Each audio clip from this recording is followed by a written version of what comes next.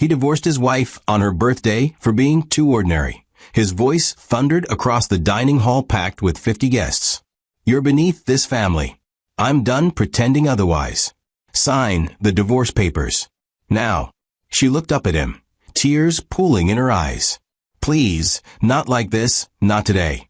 He leaned closer, his words sharp as knives. You should have known you never belonged here.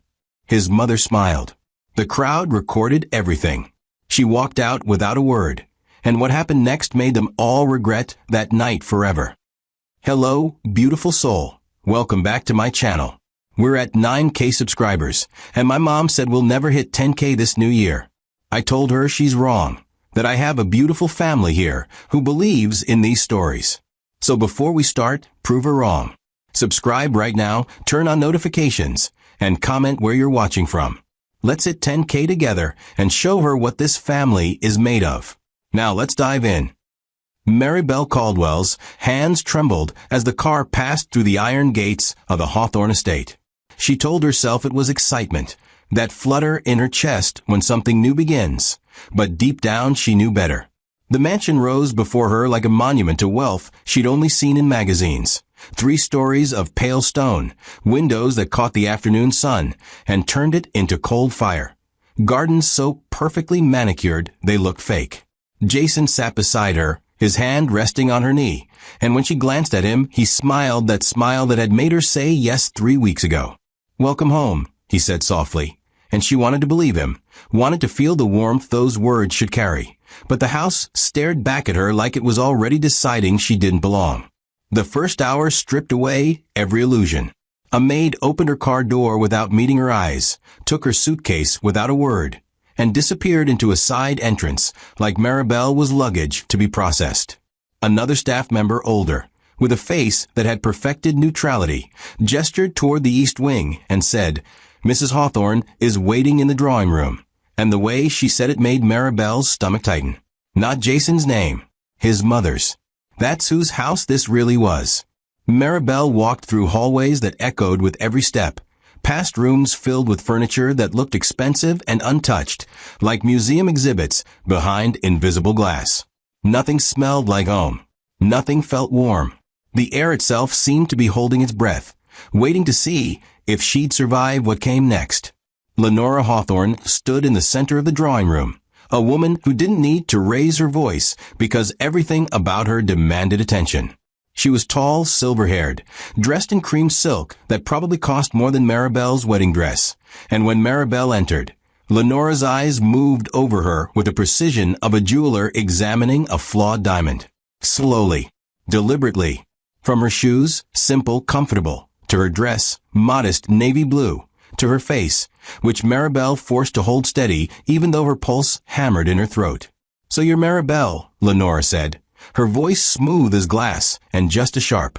Jason has told me so much. I do hope you'll settle in quickly. This house has standards, you understand. We all do our part to maintain them. She smiled, and it was the kind of smile that made you feel cold. Maribel extended her hand. Lenora looked at it for half a second too long before taking it, her grip firm, brief, dismissive. I'm sure we'll get along beautifully, Lenora added, and Maribel heard what she really meant. You'll do what I say, or you'll regret it. That night at dinner, Maribel learned how the game was played. The dining table stretched long enough to seat a boardroom, but only 3 of them sat there. Lenora at the head, Jason to her right, Maribel to her left. 2 staff members stood against the wall like sentries, silent, watching. Maribel reached for her water glass, the one closest to her plate, and before her fingers touched it, Lenora's voice cut through the silence. Maribel, darling, we use the outer glass first. The one nearest your plate is for wine. Maribel's hand froze in midair. Heat rushed to her face. She glanced at Jason, hoping for some sign of support, some flicker of defense, but he was staring at his plate, fork in hand, pretending he hadn't heard.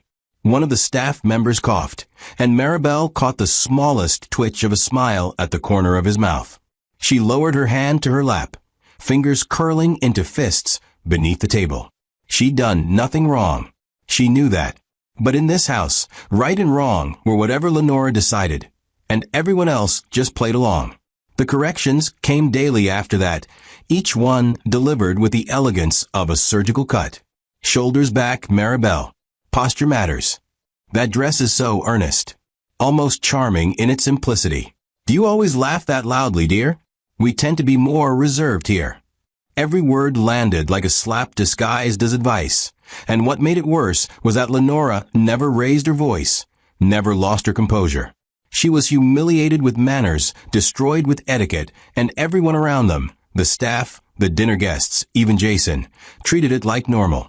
Maribel learned to stay quiet, to watch, to absorb every slight without reacting, because the moment she defended herself, Lenora would twist it into proof that she was too sensitive, too common, too beneath them.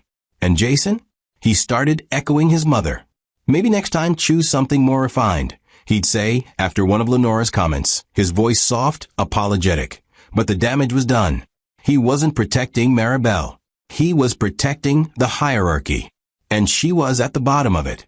But what none of them knew, what Lenora couldn't see, because she was too busy looking down at Maribel, was that the woman she dismissed as ordinary had built an empire in silence.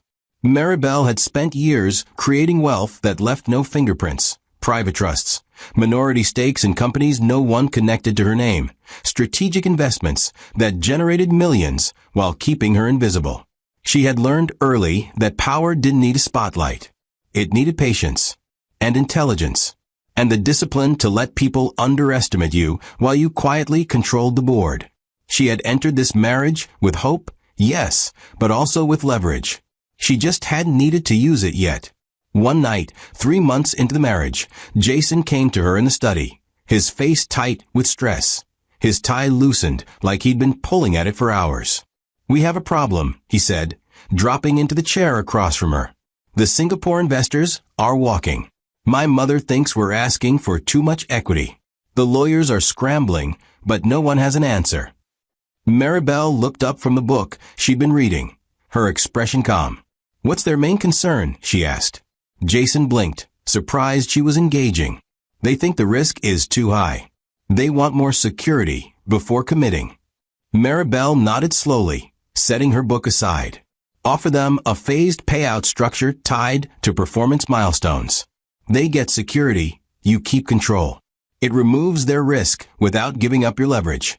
Jason stared at her for a long moment, something shifting in his eyes. Surprise, maybe respect, maybe suspicion. Then he pulled out his phone and called his lawyer.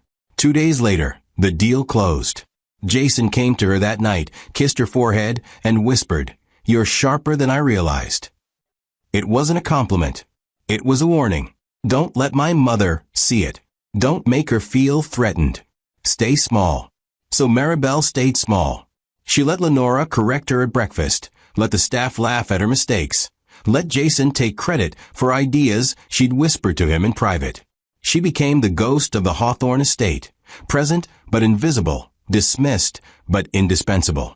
Every successful deal, every crisis averted, every partnership that held firm, every decision that saved them millions, traced back to her mind, her strategy, her quiet interventions. And no one thanked her. Not once. Jason consulted her behind closed doors, then walked into boardrooms and presented her solutions as his own brilliance. Lenora praised him, never knowing the brilliance came from the woman she'd mocked at dinner for using the wrong fork. Do you see what they couldn't? Do you see what happens when people decide you're ordinary before they bother to know you? Maribel saw it. She saw it every single day. And she didn't fight it. Because she understood something Lenora and Jason didn't. Power isn't loudest when it's showing off. It's loudest when it's taken away. And the day she stopped holding up their empire, the day she let go of the strings she'd been pulling in silence, everything they thought they'd built on their own would collapse. They just didn't know it yet. Maribel sat at dinner one evening, weeks later, watching Lenora hold court, watching Jason nod along to his mother's opinions like a trained dog, watching the staff exchange glances that said they all knew where she ranked. She didn't speak. She didn't react. She just counted. Every insult, every dismissal, every moment they made her feel small. And she waited. Because the woman they called too ordinary to matter was the only reason their empire still stood. And when she finally walked away, they'd learn exactly how much they'd taken for granted. The question wasn't if they'd fall. It was so hard. And Maribel already knew the answer. 6 months passed, and Maribel learned that life in the Hawthorne estate wasn't just controlled. It was choreographed. Every morning began the same way. Breakfast at 7 sharp in the sunroom, where Lenora sat at the head of the table reading financial reports, while Jason scrolled through emails and Maribel poured coffee for everyone, because no one ever asked her to sit first. Every gesture was watched. Every word was weighed. Every glance between Maribel and the staff was catalogued by Lenora, who seemed to have eyes in the back of her perfectly coiffed head. It wasn't paranoia. It was structured. And in this house, structure meant Lenora decided who mattered and who didn't, and she had made it abundantly clear that Maribel didn't. The lessons came in disguises.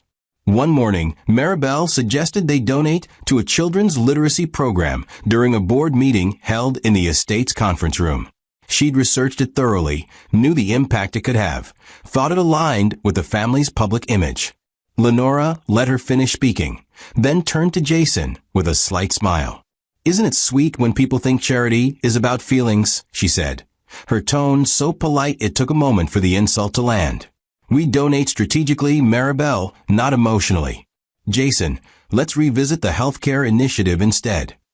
The two executives sitting across the table glanced at each other, one suppressing a smirk. Jason nodded without looking at Maribel. "Mother's right. We'll table that for now." Maribel felt the heat rise in her chest, but she didn't argue. Arguing gave Lenora ammunition. Silence gave her nothing. But the cruelty wasn't always verbal. Sometimes it was in the small things that accumulated like poison. Lenora rearranged Maribel's seating at dinner parties, so she'd be next to the least important guests, the ones no one wanted to talk to. She'd introduce Maribel to investors with phrases like, "This is Jason's wife. She's still learning how things work," as if Maribel were a child in training. She'd compliment Maribel's dress, then add, "It must be so freeing not to worry about being overdressed." And everyone would laugh because Lenora's cruelty was always wrapped in humor, always deniable, always designed to make Maribel look overly sensitive if she reacted. And Jason watched it happen. Every single time. He'd pull Maribel aside later and say, "She doesn't mean anything by it. That's just how she is. You're too sensitive." And Maribel would nod, swallow the anger, and go back to being invisible. The staff noticed. Of course they noticed. Maria, the head maid, once whispered to another staff member while Maribel passed in the hallway, "She won't last another year. Mrs. Hawthorne always wins." They didn't bother lowering their voices. They didn't need to. In this house, Maribel's feelings didn't matter enough to hide cruelty from. She was a decoration. Temporary decoration. And everyone treated her that way except when they needed something from her, which happened more often than anyone admitted. Late one evening, Jason came to their bedroom, his face drawn, exhaustion carved into every line. He loosened his tie and sat on the edge of the bed, rubbing his temples. "We're losing the German automotive contract," he said quietly. "They're saying our terms aren't competitive. My mother wants to drop the price, but if we do that, we lose margin on 3 other deals. I don't know what to do." Maribel looked up from the book she'd been pretending to read. "What are they really concerned about?" she asked. Jason sighed. "Delivery timelines. They think we can't meet them." Maribel closed her book. "Then don't drop the price. Offer them phased delivery with penalty clauses if you miss deadlines. It puts the risk on you, but it proves confidence. They'll respect that more than a discount." Jason stared at her, something flickering in his eyes, gratitude, maybe, or recognition, but it was gone as quickly as it appeared. He pulled out his phone and called his attorney. 3 days later, the contract was signed. Jason never mentioned her advice in the boardroom. He presented it as his own strategic pivot, and Lenora praised him in front of everyone. "That's the Hawthorne mind at work," she said, beaming. Maribel sat at the far end of the table, silent, watching the woman who insulted her every day celebrate brilliance that wasn't Jason's. Have you ever given someone the answer and watched them take all the credit? Have you ever saved someone from disaster and had them act like you didn't exist? That was Maribel's life. Every day, every decision, every crisis that Jason brought to her in private, every solution she handed him like a gift, disappeared the moment he walked into a room with his mother. And the worst part? He knew. He knew exactly what he was doing. One night, after another successful negotiation built on Maribel's advice, she finally asked him, "Why don't you ever tell her it was my idea?" Jason looked at her, his expression unreadable. "Because she wouldn't believe you're capable of it," he said. "And if she did, she'd feel threatened. It's easier this way. Easier for him, not for her." But Maribel didn't argue. She just filed that conversation away, another piece of evidence in a case she was building silently, patiently, in the back of her mind. The patterns deepened over the next year. Lenora's control became surgical. She corrected Maribel's posture at breakfast. Chin up, shoulders back, you're not a servant. She critiqued her wardrobe at charity galas. Such a modest choice. I suppose some people prefer to blend in. She even corrected the way Maribel laughed once, in front of 24 guests. "We don't need to announce our amusement quite so loudly, do we, dear?" The room went quiet for a beat, then someone chuckled nervously, and the moment passed like it was nothing. But it wasn't nothing to Maribel. It was everything. Every correction, every dismissal, every public humiliation was a brick in the wall Lenora was building around her, trapping her in a role she never auditioned for, the inadequate wife, the ordinary woman, the one who didn't deserve to be here. But behind closed doors, the reality was different. Jason came to her constantly now, his dependency growing with every passing month. A crisis with Japanese investors? Maribel suggested a cultural liaison to smooth negotiations. A partnership on the verge of collapse? Maribel identified the sticking point in the contract language and proposed a compromise. A regulatory issue threatening a major acquisition? Maribel found the legal loophole that saved the millions. And every single time, Jason took her solution, walked into a boardroom or a phone call, and delivered it as his own genius. Lenora never suspected. The executives never questioned. The empire kept running smoothly, and everyone believed it was because of Hawthorne brilliance, Hawthorne strategy, Hawthorne superiority. No one ever thought to look at the quiet woman sitting at the edge of the table, the one they dismissed as too ordinary to matter. Maribel didn't just endure the humiliation. She studied it. She watched how Lenora manipulated conversations, how she used politeness as a weapon, how she turned everyone against anyone who threatened her control. She watched how Jason craved his mother's approval more than his wife's respect, how he'd sacrifice Maribel's dignity for a single nod from Lenora. She watched how the staff followed power, not principle, how they'd laugh at her expense if it pleased their employer. And she memorized every weakness, every crack in the foundation, every moment of overconfidence that revealed just how fragile their empire really was. Because here's what they didn't understand. Maribel wasn't just giving Jason answers. She was holding the entire operation together. The deals that worked? She'd anticipated problems no one else saw. The partnerships that lasted? She'd identified common ground others missed. The crises that dissolved? She'd provided solutions before they became disasters. She was the invisible architect of every success, the uncredited engineer of an empire that believed it was self-sustaining. And the more they relied on her, the more they dismissed her, the clearer it became. The day she stopped helping was the day everything would fall apart. One evening, Maribel stood at the window of her bedroom, looking out at the gardens that stretched toward the horizon, perfectly maintained, perfectly controlled, perfectly lifeless. She thought about the woman she'd been when she arrived here, hopeful and naive, believing marriage meant partnership. She thought about the woman she'd become, hardened and strategic, realizing that some battles aren't won by fighting, but by waiting. And she thought about the woman she would be when she finally walked away, free and untouchable, watching from a distance, as the people who'd broken her spirit discovered exactly how much they depended on her silence. 3 years into the marriage, and Maribel had perfected the art of disappearing while still being present. She had learned to sit at dinner tables without being seen, to speak in boardrooms without being heard, to exist in a house full of people while feeling completely alone. The humiliation had become routine, woven into the fabric of daily life so seamlessly that even she sometimes forgot what normal felt like.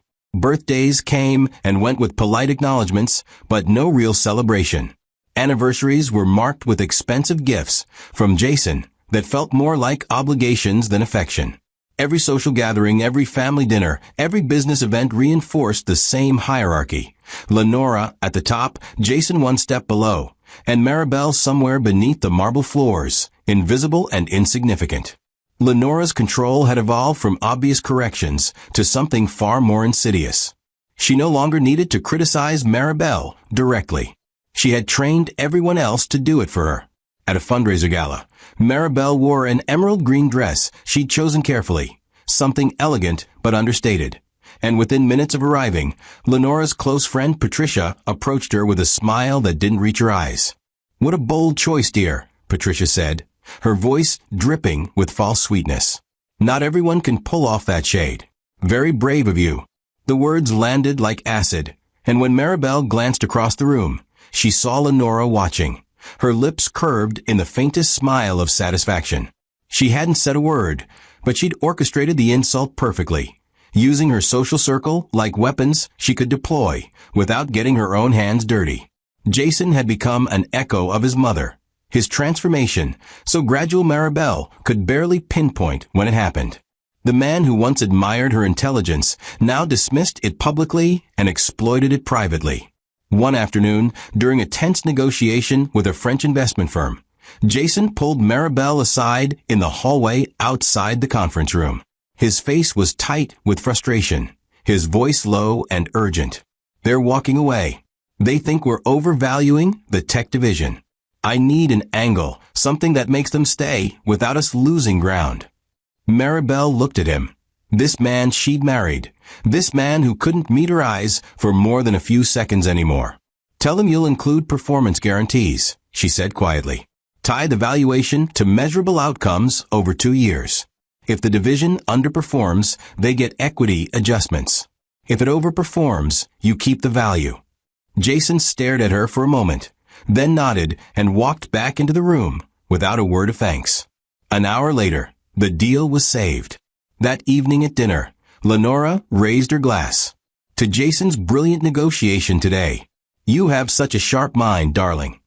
Jason smiled, accepting the praise, and never once looked at Maribel. She sat there, fork in hand, invisible once again. But here's what neither Jason nor Lenora understood. Every time they used her intelligence, every time they leaned on her strategies and then erased her contribution, they were building her case.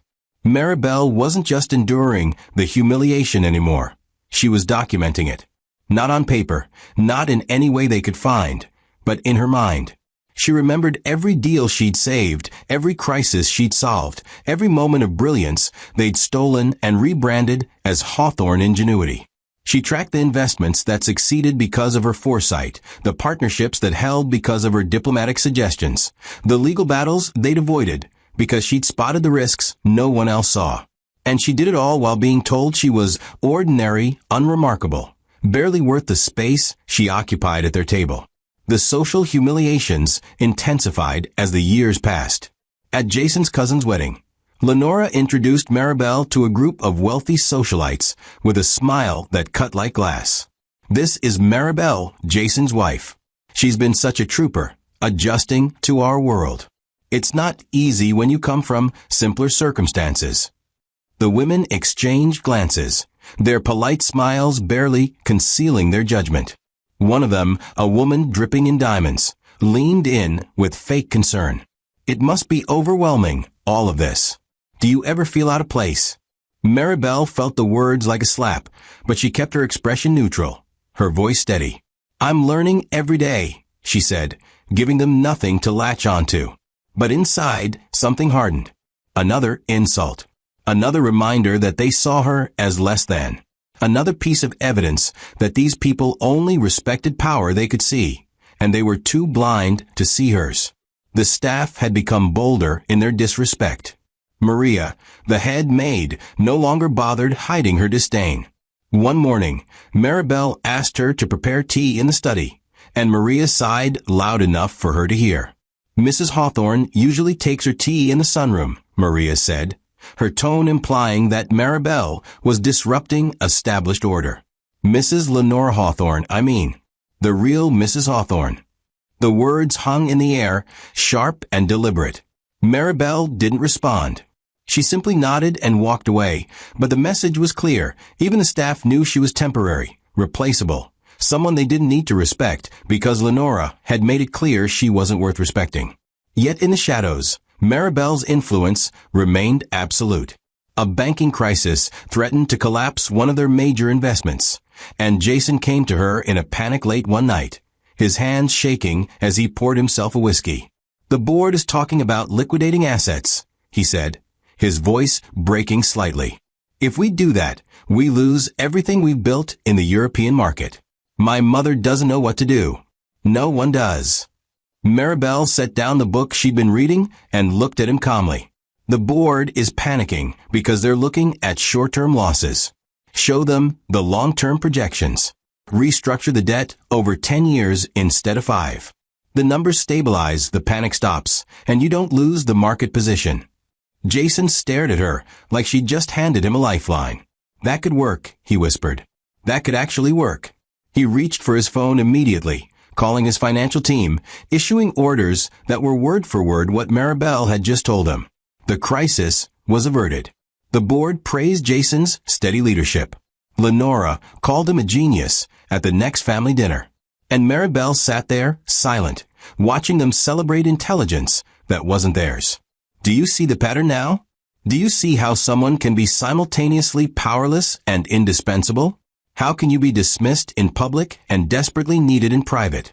Maribel lived in that contradiction every single day, and she understood something profound.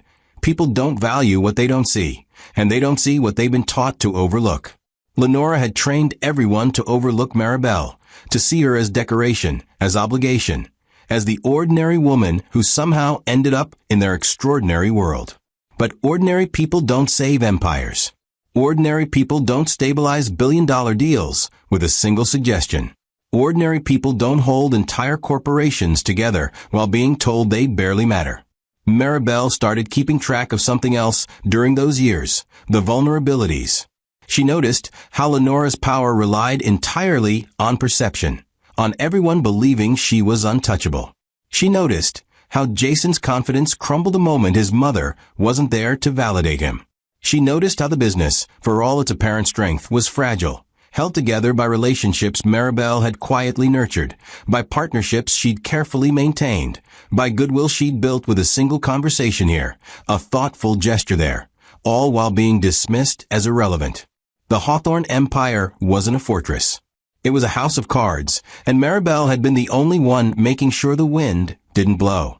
One evening, sitting alone in the library while Jason attended yet another dinner with his mother, Maribel allowed herself a moment of clarity. She thought about the woman she'd been when she arrived, hopeful, willing to earn her place, believing that kindness and intelligence would eventually be recognized. She thought about the woman she was now, hardened, strategic, no longer hoping for validation, but preparing for something else entirely. And she thought about the question that had started forming in her mind, slowly at first, then with increasing certainty. What would happen if she stopped? What would happen if she let them face the consequences of their arrogance without her there to catch them? What would happen if the woman they called ordinary simply walked away and let them discover exactly how extraordinary she'd always been? The answer was becoming clearer every day. They would fall. Not immediately, but inevitably, because an empire built on borrowed brilliance can't stand when the source of that brilliance disappears. And Maribel was tired of being borrowed from, tired of being invisible, tired of watching people take credit for her mind while treating her like she didn't have one. She wasn't planning revenge.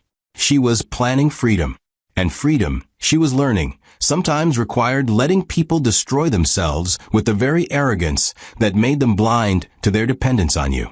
Maribel woke on her 46th birthday to silence. No card on the nightstand. No flowers by the window. No note from Jason, who'd already left for an early meeting, or so the empty side of the bed suggested. She'd stopped expecting grand gestures years ago, but some small part of her, the part that still remembered what hope felt like, had thought maybe this year would be different.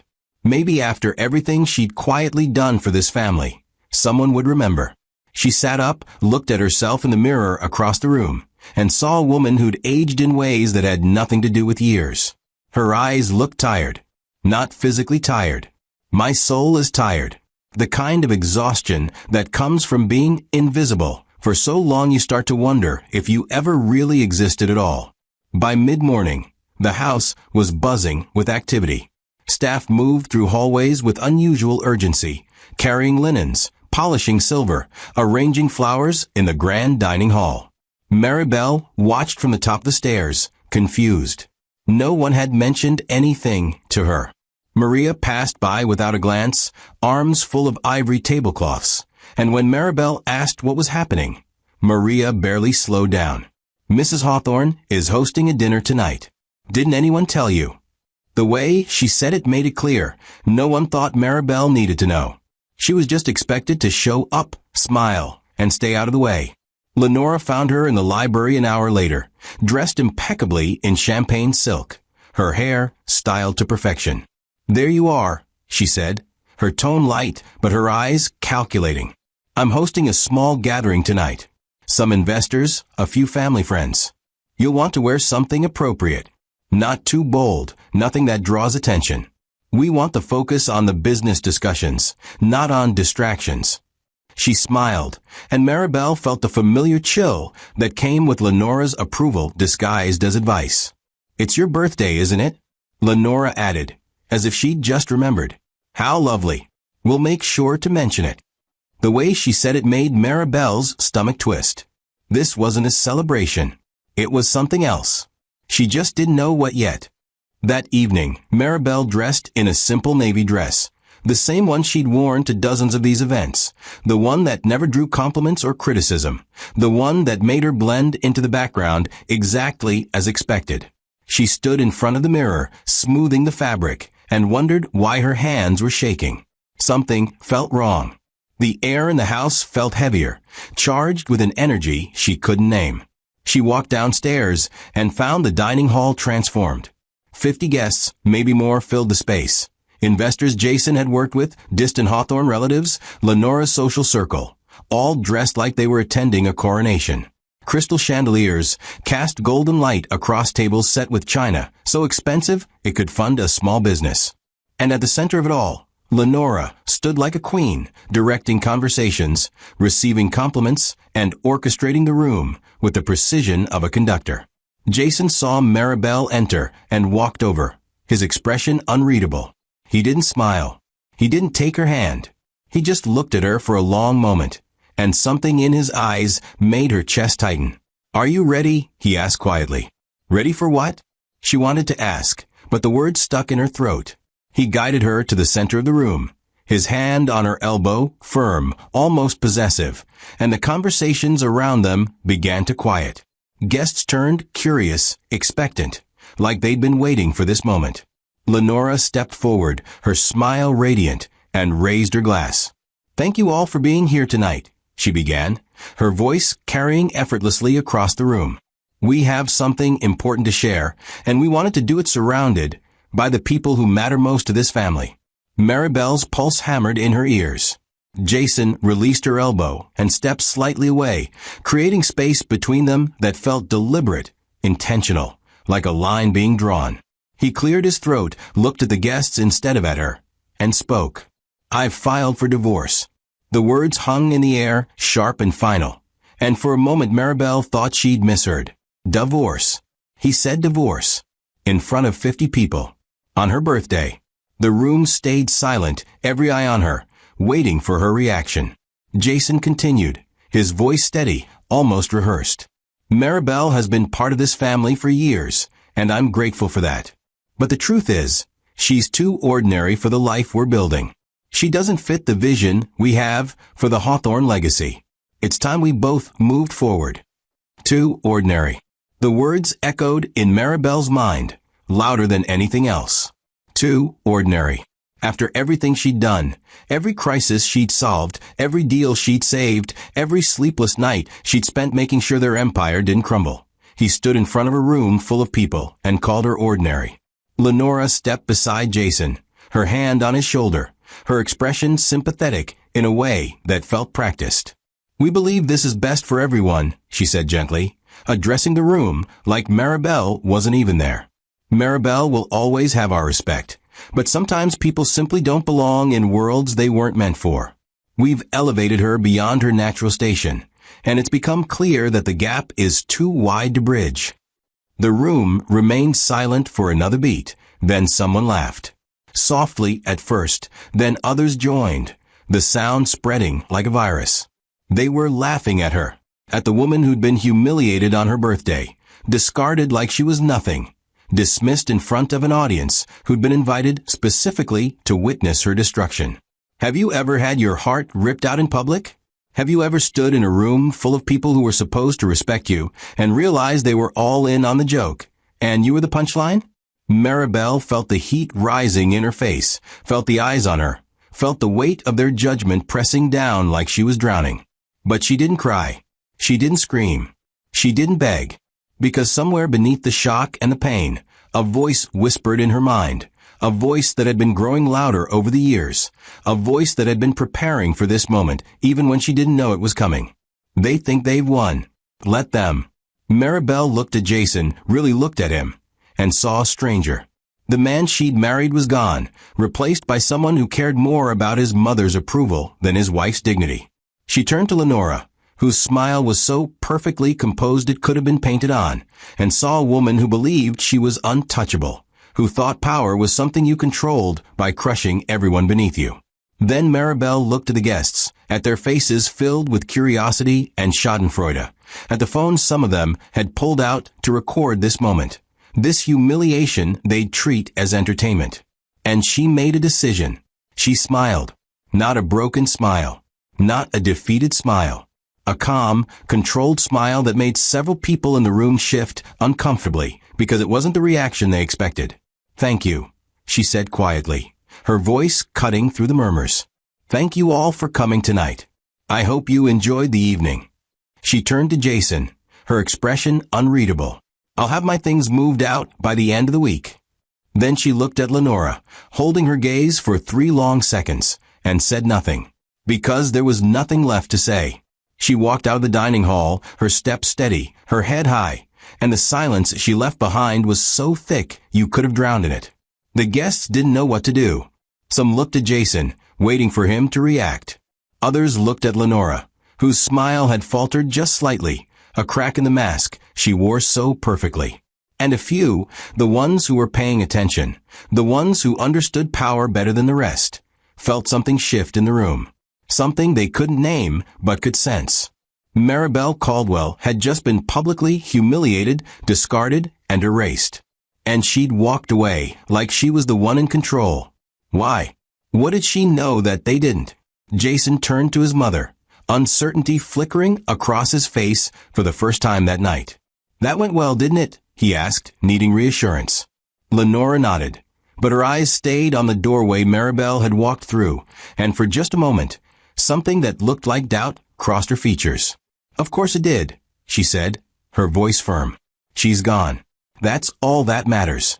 But the words felt hollow, and somewhere deep in Lenora's mind, a question started to form. A question she didn't want to answer. What if we just made a mistake? Upstairs, Maribel packed a single bag, her hand steady, her mind clearer than it had been in years. She didn't take much, just essentials, just enough to walk out the door without looking back. She left behind the jewelry Jason had given her, the expensive clothes Lenora had critiqued, the life she tried so hard to fit into. And as she walked down the stairs for the last time, passing the dining hall where the party continued, where people were already gossiping about what they'd witnessed, she felt something she hadn't felt in a long time. Freedom. They thought they'd destroyed her. They thought calling her ordinary would break her.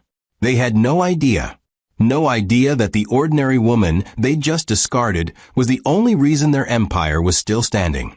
No idea that every success they'd celebrated was built on her intelligence. No idea that the moment she walked out that door, the clock started ticking on their downfall. And Maribel? She didn't look back. Not once. Because she already knew what was coming. They'd realize it eventually. They'd understand, far too late, that the woman they called too ordinary was the only extraordinary thing about them. And when their world started to crumble, when the deals fell apart and the investors walked away, and the empire they thought was unshakable began to collapse, they'd finally see the truth. But by then, she'd be long gone, free, untouchable, and completely, utterly done with them. Do you think she'll let them fall? Or do you think she'll come back and save them one last time? What would you do? The first crack appeared 3 days after Maribel left. Jason sat in his office, staring at an email that made no sense. Hartman Industries, a strategic partner they'd worked with for 6 years, was pulling out of a joint venture worth $40 million. No warning, no negotiation, just a polite corporate message that said they were pursuing other opportunities and wished the Hawthorns well. Jason called their CEO immediately, his voice tight with confusion. "Michael, what's going on? We had an agreement. The projections are solid. Why are you walking away?" There was a pause on the other end, long enough to make Jason's pulse quicken. "Jason, I'll be honest with you," Michael said carefully. "We've had concerns for a while now. Small things. Communication breakdowns. Delays that didn't used to happen. We reached out to your team multiple times, and the responses just weren't what we expected. It feels like something's changed on your end." Jason's jaw tightened. "Nothing's changed. We're stronger than ever." But even as he said it, doubt crept into his mind. Michael sighed. "Look, we respect the Hawthorne name, but partnerships are built on trust and consistency. Lately, we're not seeing each other. I'm sorry, but our board has made the decision." The call ended, and Jason sat there, staring at his phone like it had betrayed him. He told himself it was a fluke. One partner, one deal. The business world was unpredictable. But 2 days later, another email arrived. This time from Grayson Capital, an investment firm that had been backing one of their tech acquisitions. They were liquidating their position, citing strategic realignment. Jason's hands shook as he read the message. Lenora walked into his office without knocking, her expression sharp. "I just heard about Grayson," she said, her voice clipped. "What did you do?" Jason looked up at her, frustration boiling over. "I didn't do anything. They just decided to pull out. Both of them. In the same week." Lenora's eyes narrowed. "That's not a coincidence, Jason. Someone's turning them against us. Find out who and fix it." But Jason didn't know how to fix something he didn't understand. He called his senior executives into an emergency meeting, demanding answers, and all he got were confused looks and vague explanations about market volatility and investor anxiety. No one could pinpoint the problem. No one could explain why partners who'd been loyal for years were suddenly walking away. By the end of the second week, the pattern was undeniable. A real estate deal stalled because of suddenly complicated zoning issues that should have been resolved months ago. A European partnership dissolved over contract language that had been finalized without problems before. Investors who used to return Jason's calls within hours now took days to respond, their assistants offering polite excuses that felt rehearsed. It was like watching a machine break down in slow motion, each part failing one after another, and Jason couldn't figure out which part to fix first. Lenora paced the conference room, her composure cracking for the first time in years. "This doesn't make sense," she said, her voice rising. "We've built these relationships for decades. They don't just disappear overnight." But they were disappearing.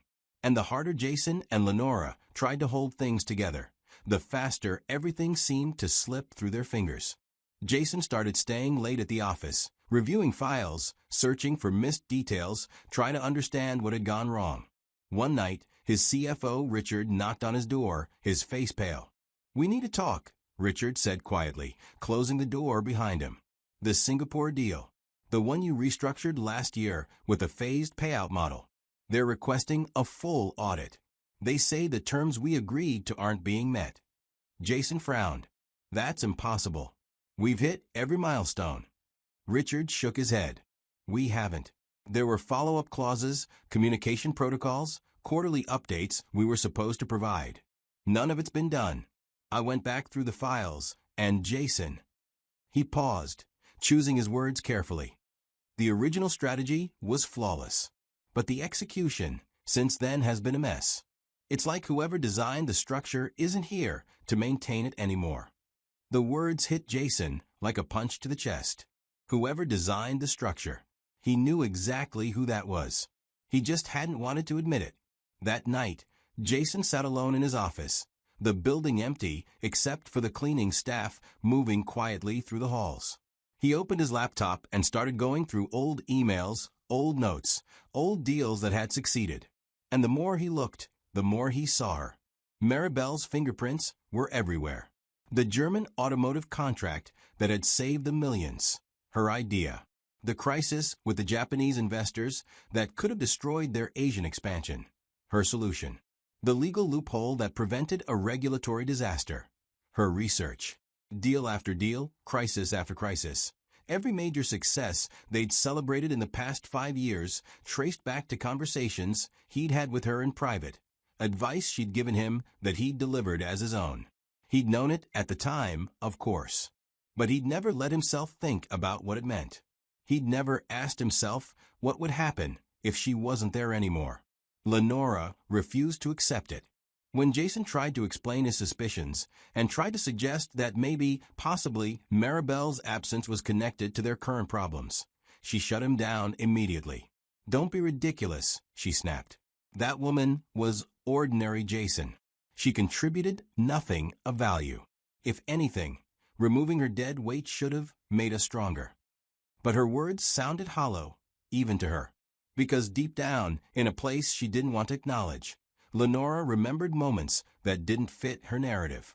She remembered walking past Jason's study late at night and hearing him on the phone with Maribel, his voice urgent, asking questions, listening to her answers. She remembered board meetings where Jason had presented strategies that seemed unusually sophisticated, unusually precise, and she'd praised him without asking where the ideas came from. She remembered times when Maribel had spoken quietly at dinner, mentioning a concern about an investor or a contract detail, and days later that concern had proven valid. But Lenora had dismissed those moments, buried them under the belief that someone as ordinary as Maribel couldn't possibly be insightful. And now those buried moments were rising like ghosts, forcing her to question everything she thought she knew. The investors started asking questions. At a quarterly meeting, one of the board members, an older man named Harrison, who'd been with the company for 20 years, leaned forward and addressed Jason directly. What's changed? He asked, his tone not accusatory, but genuinely confused. You used to anticipate problems before they happened.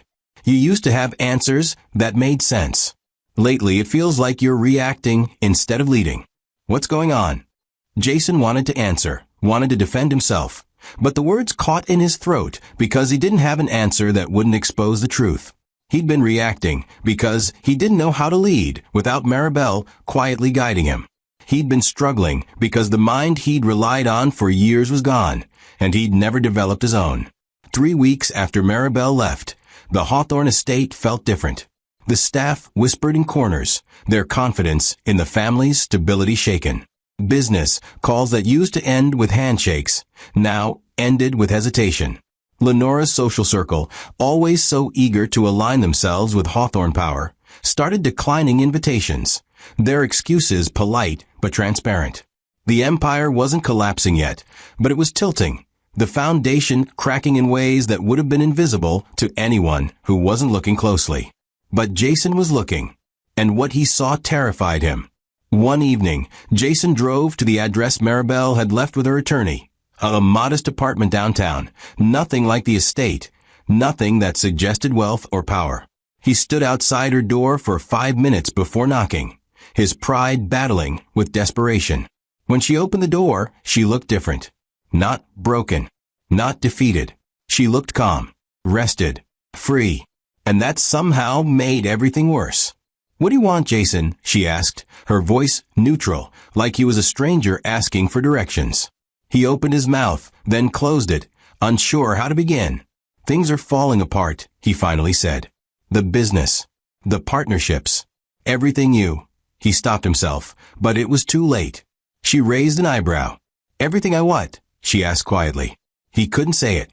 Couldn't admit out loud that everything he'd built, everything his mother had celebrated, everything the Hawthorne name represented, had been held together by the woman they'd called too ordinary to matter. Maribel didn't invite him in. She just stood there, looking at him with an expression he couldn't read. Not angry, not satisfied, just distant, like she was watching something that no longer concerned her. You made your choice, Jason, she said finally. You chose your mother over your wife. You chose public humiliation over private respect. You chose to believe I was ordinary because it was easier than admitting you needed me. And now you're here because things are falling apart, and you think I'm going to fix it. She paused, letting the words sink in. I'm not. Jason felt panic rising in his chest. Maribel, please. I know I made mistakes. I know I should have defended you. But we can fix this. You can come back. We can. She held up a hand, stopping him. I'm not coming back, Jason. Not to save you. Not to save the business. Not for any reason. You wanted me gone, and now I am. What happens next is your problem, not mine.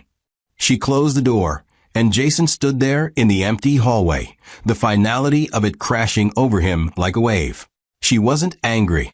She wasn't vengeful. She was just done. And somehow, that was the most terrifying thing of all. Because angry people can be reasoned with. Vengeful people can be negotiated with. But someone who's simply done? Someone who's walked away and doesn't look back? There's no coming back from that. Jason drove home in silence, his mind racing. He thought about calling his mother, telling her what Maribel had said, but he already knew what Lenora would say. She'd tell him Maribel was bluffing, that no one walks away from a Hawthorne name, that they'd be fine without her. But they weren't fine. They were crumbling. And the woman who'd held them together for years was gone, living in a modest apartment, free from their chaos, watching from a distance, as everything they'd built on her uncredited brilliance fell apart. Do you think Jason deserves a second chance? Do you think Maribel should have helped him? Or is walking away the only way to win? The Hawthorne empire was breaking, and the woman they'd dismissed as ordinary was the only one who knew how to fix it. But she'd made her choice. She wasn't their architect anymore. She wasn't their safety net. She was free. And they were about to learn exactly what that freedom cost them.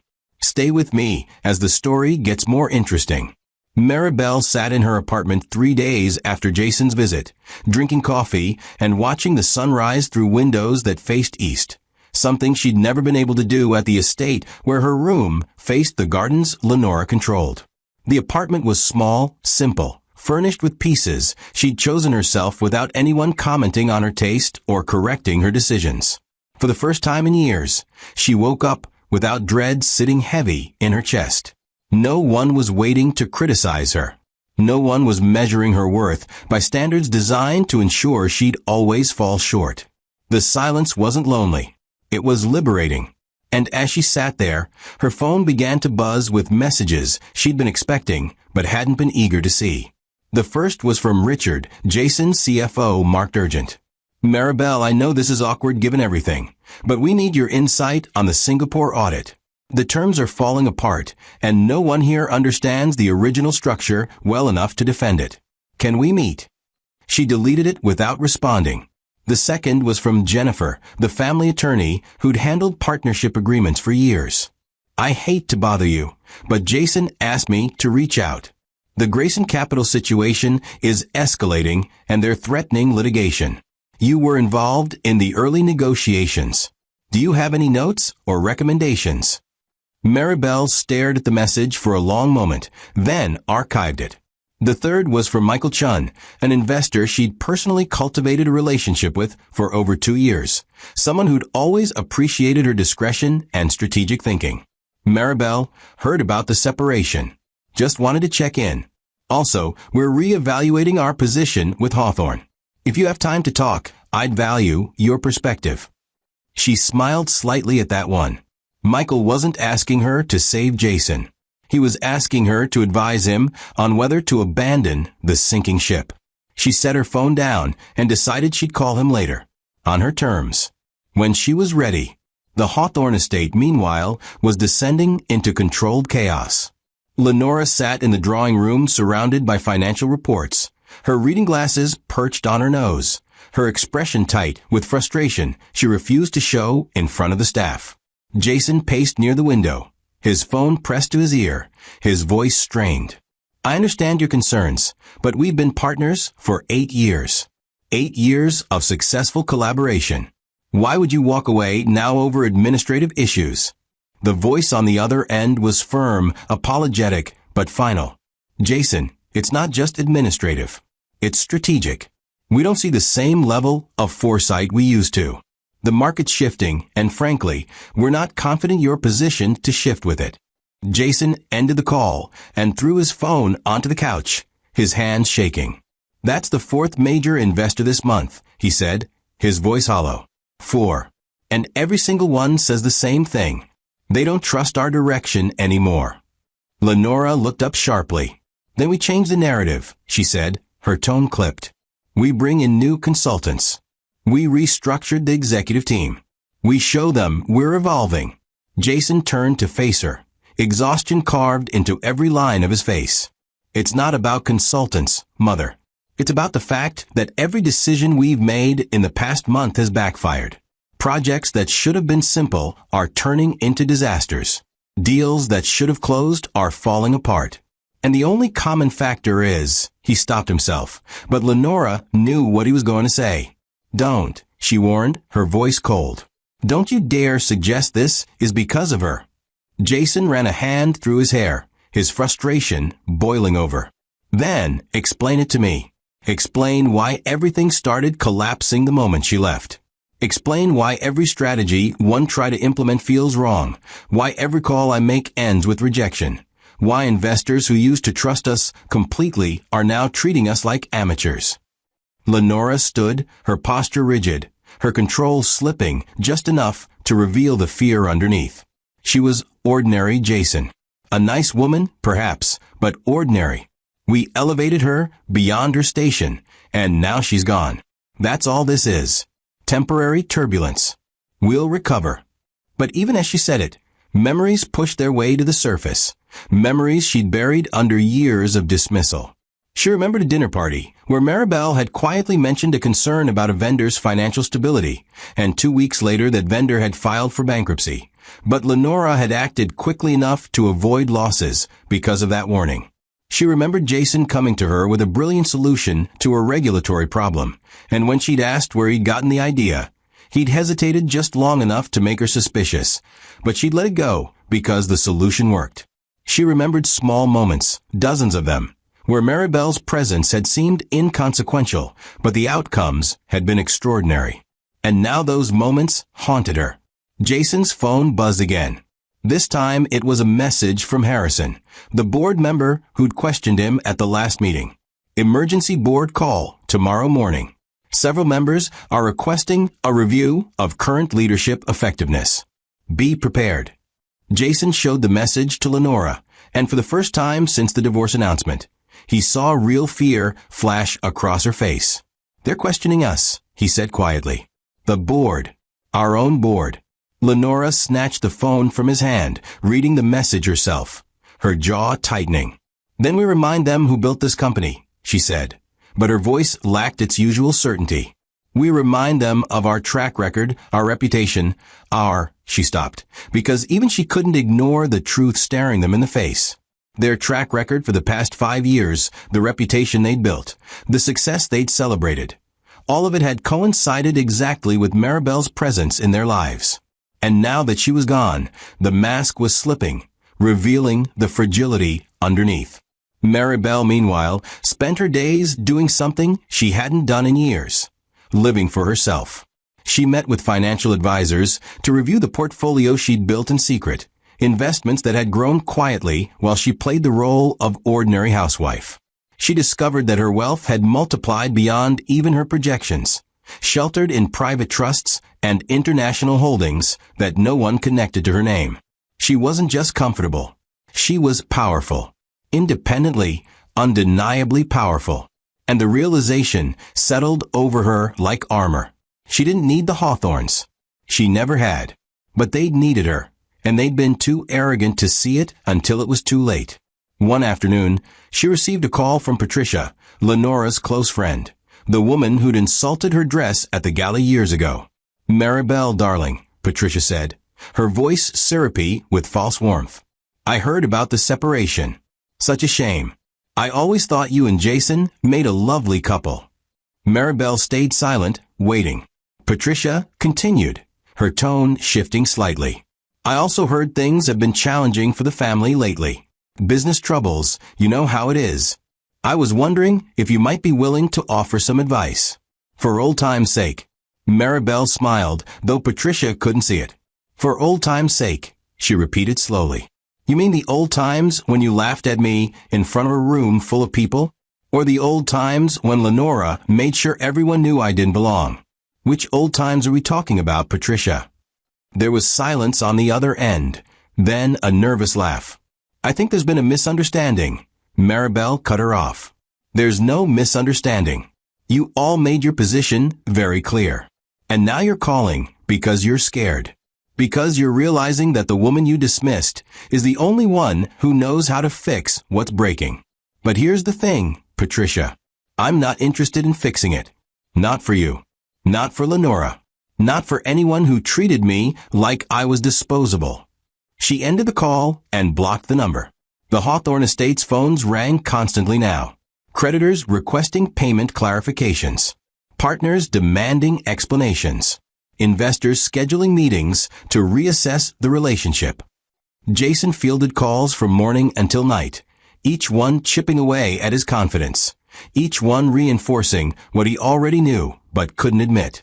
Lenora tried to maintain appearances, hosting dinners and attending social events as if nothing was wrong, but people weren't stupid. They could see the cracks. They could sense the instability. And in their world, instability was contagious. People started distancing themselves, protecting their own interests, abandoning the Hawthorns before the collapse touched them.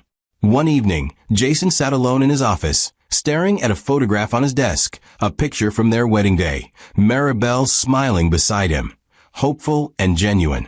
He barely recognized the man standing next to her. That man had believed in partnership, in building something together. The man he'd become had sacrificed that partnership for his mother's approval, had traded his wife's dignity for social standing, and had convinced himself that love was less important than legacy. And now he had neither. The phone on his desk rang. It was Richard again. "Jason, we need to talk about the third quarter projections. They're worse than we thought. If we don't stabilize soon, we're looking at significant layoffs. Maybe even restructuring the entire executive team."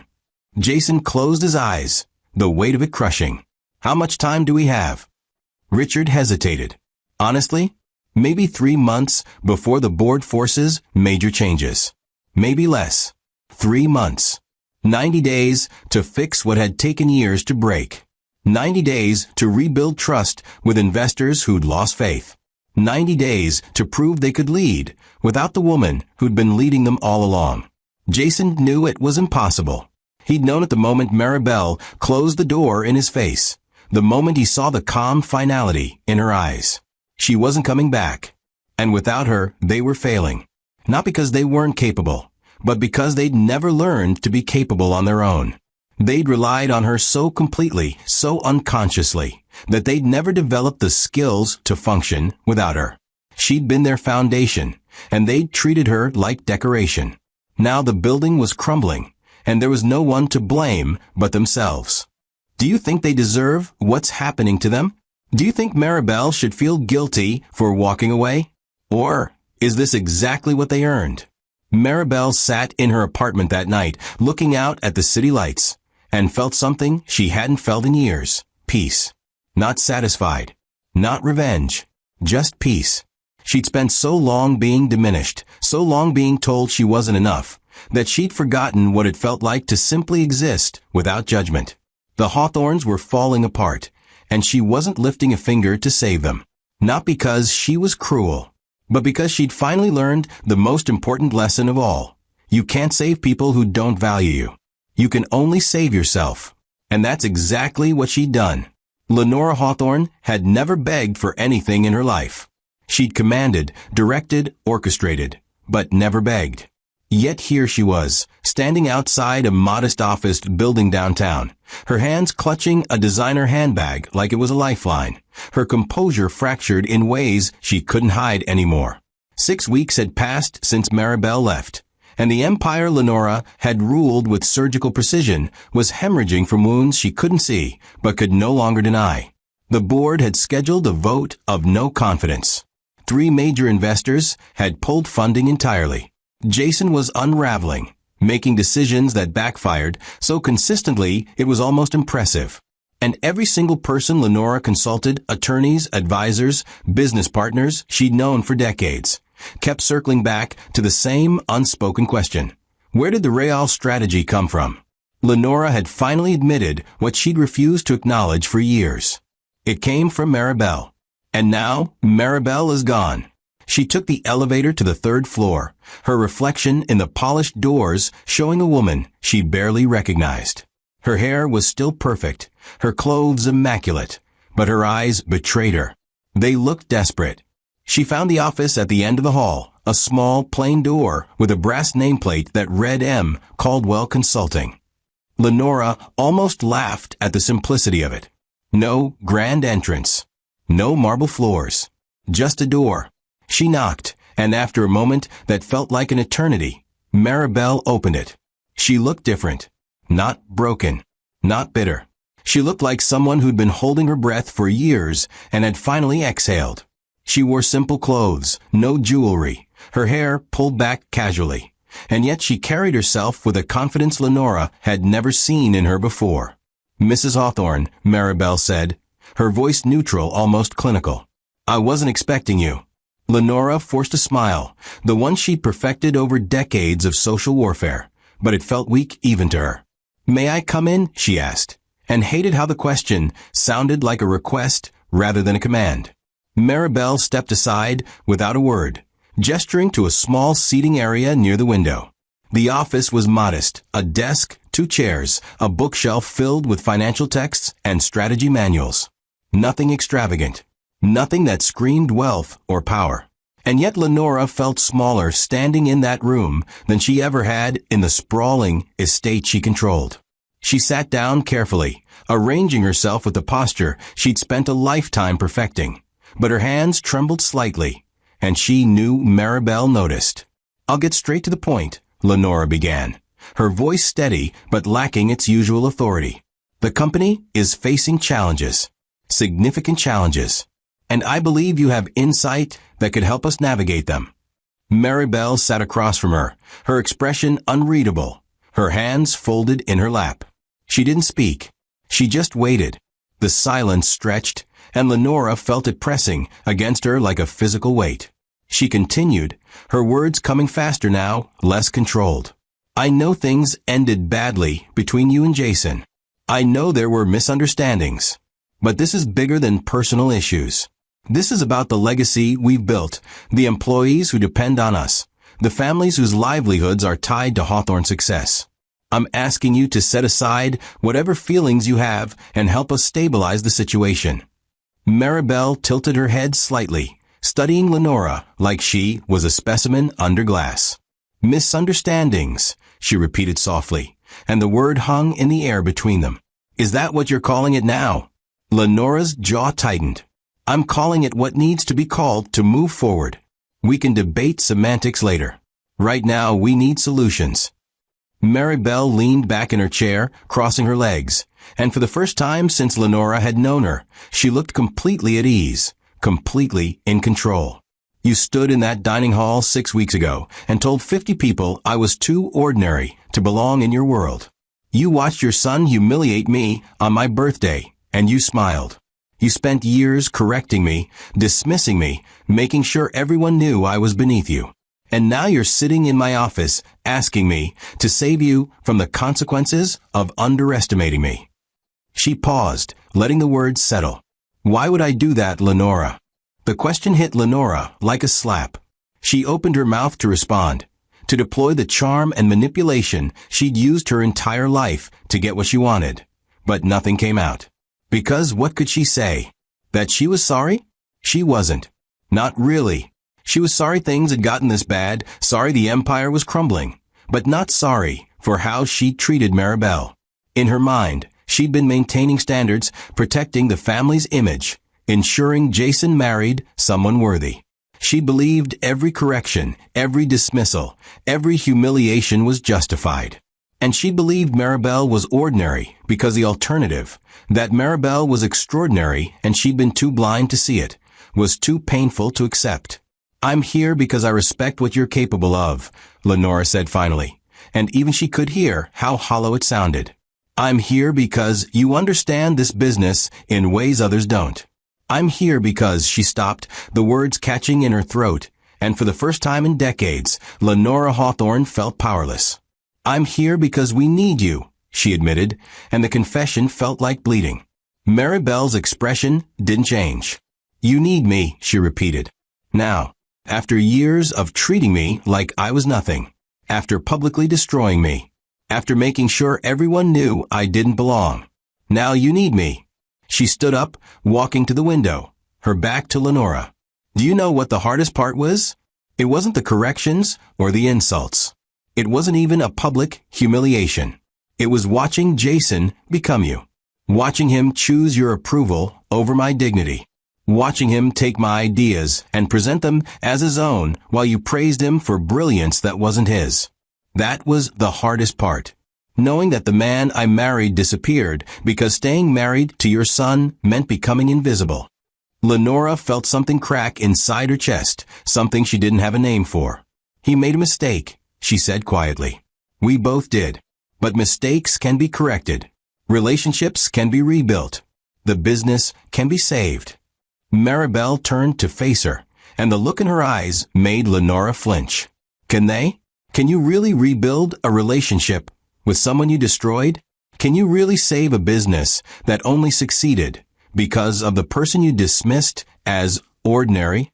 Or are you just here because you're desperate, and desperation makes people say things they don't mean?" She walked back to her chair and sat down, her composure absolute. "You want me to save your empire, Lenora. But you never once apologized for how you treated me.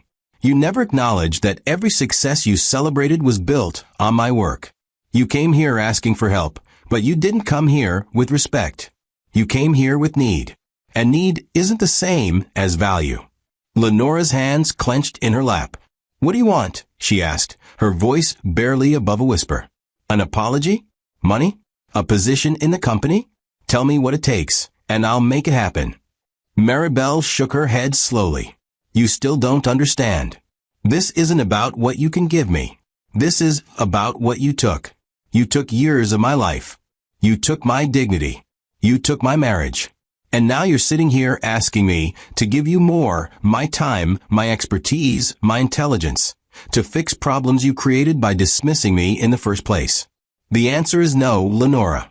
Not because I'm vindictive, but because I've finally learned that some people will only respect you when they need you. And the moment they don't need you anymore, they'll go right back to treating you like you're disposable.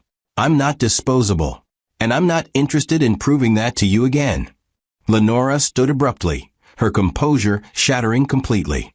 "You're willing to let everything collapse? All those employees, all those families, all the work we've built over decades. You're willing to watch it burn because of pride?" Maribel stood too, meeting Lenora's eyes with a calmness that was more devastating than anger. "It's not pride, Lenora. It's self-preservation. You built your empire on my uncredited work, and now that I'm gone, you're discovering it wasn't as strong as you thought. That's not my fault. That's yours. You chose to underestimate me. You chose to humiliate me. You chose to believe I was ordinary because it made you feel superior. And now you're facing the consequences of those choices. That's not cruelty. That's just reality." Lenora felt tears prickling at the edges of her eyes, something she hadn't experienced in years. "So that's it? You're just going to walk away and let everything fall apart?" Maribel walked to the door and opened it, her message clear. I already walked away, Lenora. 6 weeks ago. When your son stood in front of 50 people and called me too ordinary to matter. When you smiled and agreed. I walked away then. You're just now realizing what that means. Lenora stood there, staring at the open door, at the woman she'd dismissed and destroyed, and understood with perfect clarity that this was over. Not the business, though that was failing too. But this moment, this chance, this last desperate attempt to undo the damage she'd spent years inflicting. Maribel wasn't angry. She wasn't vengeful. She was just done. And there was no negotiating done. Lenora walked to the door, her steps slow, her body heavy with a defeat she'd never experienced before. She paused at the threshold and turned back. I underestimated you, she said, and it was the closest she'd ever come to an apology. I see that now. Maribel met her eyes one last time. Yes, you did. And now you'll spend the rest of your life living with that mistake.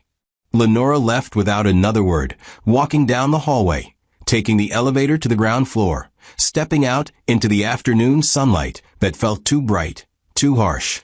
She sat in her car for 10 minutes, staring at the steering wheel, her mind replaying the conversation, searching for something she could have said differently, some argument that might have changed the outcome. But there was nothing. She'd lost. Completely. Irreversibly. And the woman she'd called ordinary had just taught her the most painful lesson of her life. Power isn't about control. It's about value. And the moment you make someone feel valueless, you lose them forever. Do you think Lenora deserved that? Do you think Maribel was too harsh or exactly right? What would you have said if you were in Maribel's position? Lenora drove back to the estate in silence, the weight of failure pressing down on her shoulders. She'd ruled that house for decades, commanded respect from everyone who entered, built a reputation as someone you didn't cross. And in one afternoon, a woman she'd dismissed as too ordinary had dismantled her with nothing but truth and boundaries. The empire was still crumbling. Jason was still failing. And now Lenora knew, beyond any doubt, that the woman who could save them had chosen not to. Not out of spite, but out of something far more final, self-respect. And there was no coming back from that. Jason Hawthorne hadn't slept properly in 3 weeks. Every night he lay awake staring at the ceiling of the bedroom he'd once shared with Maribel, the empty space beside him feeling larger than the entire estate. The business was collapsing in slow motion, each day bringing new disasters he couldn't prevent, new fires he couldn't extinguish, new evidence that everything he believed about himself was a lie. The board had stripped him of half his decision-making authority. 2 senior executives had resigned. The company's stock price had dropped 18% in a month. And through it all, one truth echoed in his mind with brutal clarity. He'd never been the genius everyone thought he was. Maribel had been, and he'd thrown her away like she was nothing. His mother's visit to Maribel's office 3 days ago had ended in failure, though Lenora refused to admit it outright. She'd returned to the estate with tight lips and hollow eyes, locked herself in her study for hours, and emerged acting like nothing had happened. But Jason knew. He'd seen the defeat in her shoulders, the first real crack in her armor in all the years he'd known her. If Lenora Hawthorne couldn't convince someone to do what she wanted, that someone was truly beyond reach. And Maribel was beyond reach. Jason had known at the moment she closed her apartment door in his face weeks ago, but he'd been too proud, too desperate, too convinced of his own importance to accept it. Now, he had no choice. He sat in his car outside Maribel's office building for 40 minutes before finding the courage to go inside. The receptionist looked at him with barely concealed curiosity when he gave his name, then called up to Maribel's office. There was a long pause. Jason held his breath, half expecting to be told she wouldn't see him, that he should leave and never come back. But then the receptionist nodded. She'll see you. 3rd floor, end of the hall. Jason took the elevator up, his heart pounding so hard he could feel it in his throat. When he reached her door, he knocked softly, and Maribel's voice came from inside. Come in, Jason. She was sitting at her desk, looking at him with an expression that made his chest ache. Not angry, not cold, just tired. like she'd already spent too much energy on him and had nothing left to give. "Sit down," she said, gesturing to the chair across from her. Jason sat, his hands shaking slightly, and for a moment he couldn't find words.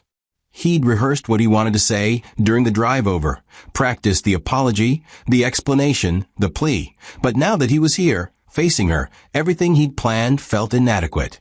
"The company's dying," he finally said, his voice hoarse. "The board is talking about removing me entirely. We've lost so many partnerships I can't even count them anymore. Everything I touch falls apart. And he stopped, swallowing hard. "I finally understand why." Maribel didn't respond. She just waited, giving him nothing, forcing him to continue without the comfort of her engagement. Jason took a shaky breath. "It was you. All of it. Every successful deal, every crisis we avoided, every strategic move that worked, it was because of you. And I knew it. Deep down, I always knew it. But I couldn't admit it, because admitting it meant admitting I wasn't as smart as everyone thought. It meant admitting my mother was wrong about you. It meant facing the fact that I'd been coasting on your brilliance while letting everyone believe it was mine." He looked at her, his eyes red-rimmed from sleepless nights. "I'm sorry.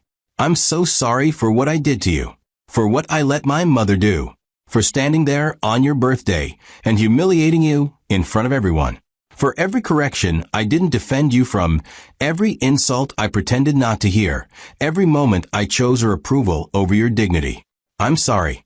The words hung in the air, and Jason waited for her response, hoping for something, anger, acceptance, anything that suggested she cared enough to react. But Maribel's expression didn't change. She leaned back in her chair, studying him like he was a puzzle she'd already solved and found uninteresting. "You're sorry," she said finally, her voice flat. "You're sorry now. After the business is failing. After you've lost everything. After you need me again. But you weren't sorry when you stood in that dining hall and called me too ordinary. You weren't sorry when you watched your mother correct me every day for years and said nothing. You weren't sorry when you took my ideas and presented them as your own while she praised you for intelligence that wasn't yours. You're not sorry for what you did, Jason. You're sorry about the consequences." Jason felt the words like physical blows, each one accurate, each one devastating. "That's not fair," he said weakly. "I made mistakes. I know I did. But I loved you. I still." Maribel held up a hand, cutting him off. Don't tell me you loved me. Love doesn't humiliate. Love doesn't dismiss. Love doesn't stand by silently while someone destroys your partner's dignity day after day. You loved your mother's approval more than you loved me. You loved the image of being a brilliant businessman more than you valued the woman who made you look brilliant. And now you're here because loving those things more than me costs you everything." Jason's throat tightened, tears threatening to spill over. "I was weak. I know that now. I should have defended you. I should have stood up to her. I should have given you credit, respected you, treated you like the partner you were. But I can change. I can be better. I can." Maribel shook her head, and the finality of the gesture silenced him. "You can't change, Jason. Not in any way that matters. Because changing would require you to admit who you really are, and you've spent your entire life avoiding that. You're not a strategic genius. You're not a business visionary. You're a man who relied on his wife's intelligence while letting his mother convince him he was exceptional. And the moment you had to function without me, everyone saw the truth, including you." The silence that followed was crushing. Jason stared at her. This woman he'd married, this woman he'd underestimated and dismissed, and saw clearly for the first time who she actually was. Not ordinary, not even close. She was brilliant, strategic, patient, and strong in ways he'd never be. And he'd thrown her away because admitting her strength would have required admitting his weakness. "What do you want me to say?" he asked, his voice breaking. "Tell me what to say, and I'll say it. Tell me what to do, and I'll do it. Just help me. Help us. Please." Maribel stood, walked to the window, her back to him. When she spoke, her voice was quiet but firm. "I want you to understand something, Jason. For years, I gave you everything. My intelligence, my time, my dignity. I solved your problems, saved your deals, and protected your reputation. And you took all of it without ever once acknowledging what I was giving you. You let your mother treat me like I was beneath her, while secretly depending on me to hold everything together. You built your entire life on my uncredited work, and then you publicly destroyed me the moment you thought you didn't need me anymore. And now you're here, asking me to do it again, to save you, to fix what you broke, to sacrifice myself one more time so you can keep pretending you're something you're not. She turned to face him, and the look in her eyes made Jason want to disappear. The answer is no. Not because I'm cruel. Not because I want to watch you fail. But because I've finally learned that you can't save people who don't value you. And you never valued me, Jason. You valued what I could do for you. There's a difference. And I'm done pretending there isn't. Jason felt something inside him shatter completely. So that's it? You're just going to let me lose everything. Maribel's expression softened slightly, but her resolve didn't waver. You already lost everything, Jason. You lost at the moment you chose pride over partnership. The business failing is just the visible evidence of a collapse that started years ago. I'm not causing it. I'm just not stopping it anymore. Jason stood on shaking legs, his mind racing for something, anything that could change your mind. I know I don't deserve your help. I know I destroyed what we had. But if not for me, then for the employees. For the families who depend on the company. They didn't do anything wrong. Maribel walked back to her desk and sat down, her posture making it clear the conversation was ending. You're right. They didn't do anything wrong. And maybe someone will help them. But it won't be me. I gave this family years of my life, years of my brilliance, years of my dignity. I have nothing left to give. Especially not to people who only see my value when they're desperate. Jason walked to the door, each step feeling like he was moving through water. He paused at the threshold, turning back one last time. I really did love you, he said quietly. I know you don't believe me, but I did. Maribel looked at him, and for just a moment, he saw a flicker of something in her eyes, not forgiveness, but maybe pity. I believe you loved me the way you understood love, she said. But your understanding was shallow, Jason. Love isn't what you feel when someone's making your life easier. It's what you do when protecting them costs you something. And you never protected me. Not once. So whatever you felt, it wasn't enough. And I deserve enough. Jason left without another word, walking down the hallway in a daze, taking the elevator to the ground floor, stepping out into daylight that felt too bright for the darkness consuming him.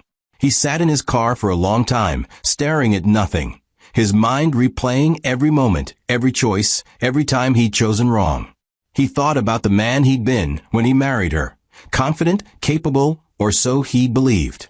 And he thought about the man he was now, broken, exposed, stripped of every illusion he'd used to protect his ego. The business would collapse. The board would remove him. His reputation would be destroyed. And through it all, the woman who could save him with a single phone call, the woman whose brilliance had carried him for years, would watch from a distance and do nothing. Not because she was heartless, but because he'd proven, over and over, that he didn't deserve her help. Do you think Jason deserves a second chance? Do you think Maribel is being too harsh, or is she finally standing up for herself? What would you do in her position? Jason drove back to the estate, the weight of his failure pressing down so hard he could barely breathe. He'd lost everything, his wife, his reputation, his company, his sense of self. And the worst part, the part that made it all unbearable, was knowing he'd done it to himself. Maribel hadn't destroyed him. She just stopped saving him. And without her holding him up, he'd discovered there was nothing underneath. No real talent. No real vision. Just a man who'd been coasting on someone else's brilliance and calling it his own. And now everyone knows, including him. The board meeting happened on a Tuesday morning, exactly 8 weeks after Maribel walked out of the Hawthorne estate. Jason sat at the head of the long conference table, The same table where he'd commanded respect for years, where investors had hung on his every word, where his mother had sat beside him like a co-ruler of an unshakable kingdom. Now that kingdom was burning, and everyone in the room knew it. 12 board members sat in uncomfortable silence, their faces carefully neutral, but their eyes revealing everything: doubt, disappointment, and the cold calculation of people preparing to abandon a sinking ship. Harrison, the oldest board member, cleared his throat and opened the folder in front of him. Jason, we need to address the numbers. Third quarter losses exceeded projections by 42%. We've lost 7 major partnerships in 2 months. Investor confidence is at an all-time low. And frankly, no one on this board understands how we got here so quickly.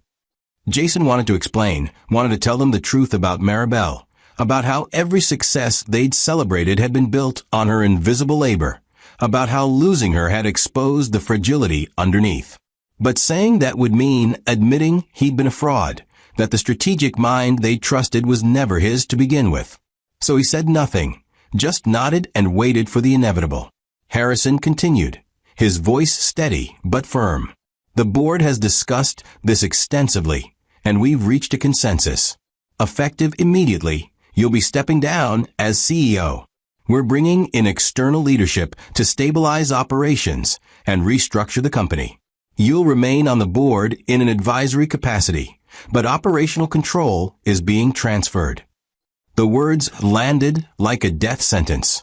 Jason felt his face flush, his hands gripping the armrests of his chair so hard his knuckles turned white. You're removing me from my own company? He asked, his voice shaking. The company my family built. Another board member, a woman named Catherine, who'd been with them for a decade, spoke up. Jason, this isn't personal. It's necessary. The company is hemorrhaging value, and we need someone who can stop the bleeding. Whatever made you successful in the past, and you were successful, it's not working now. We can't afford to wait and hope things turn around. We have to act. Jason looked around the table, searching for an ally, someone who'd defend him. But every face reflected the same message. He'd lost their confidence. He'd lost their trust. And without Maribel's intelligence propping him up, he'd proven he couldn't lead on his own. This is a mistake, he said desperately. Give me 3 months. I can fix this. I can turn it around. Harrison shook his head.